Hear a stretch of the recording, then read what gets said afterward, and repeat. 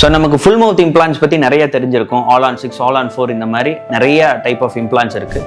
இதில் இந்த இம்ப்ளான்ஸுக்கு வெளியே நம்ம கொடுக்கக்கூடிய ப்ராசஸஸ், அதாவது பற்களுடைய டைப்ஸில் ஒரு முக்கியமான டைப் தான் மாலோ பிரிட்ஜ். அதாவது மாலோ பிரிட்ஜ் அப்படின்னா என்னென்னா, உங்களுடைய இம்ப்ளான்ட்ல இருந்து ஒரு ஃப்ரேம், டைட்டானியமில் ஸ்பெசிஃபிக்காக ஒரு ஃப்ரேம் இருக்கும். அந்த ஃப்ரேமில் நம்மளுடைய பற்களை ஜிர்கோனியாவில் செஞ்சு ஒவ்வொரு பற்களையும் தனித்தனியாக ஃபிக்ஸ் பண்ண முடியும். இந்த மாலோ பிரிட்ஜுடைய அட்வான்டேஜ் என்ன அப்படின்னா, உங்களுக்கு பார்க்குறதுக்கு ரொம்ப ரியலிஸ்டிக்காக இருக்கும். உங்களாலேயே நம்மளுடைய ஒரிஜினல் பல்லு எது, ஃபிக்ஸட் பல்லு எது அப்படின்னு சொல்லி தெரியாத அளவுக்கு அவ்வளோ நேச்சுரலாக இருக்கும்.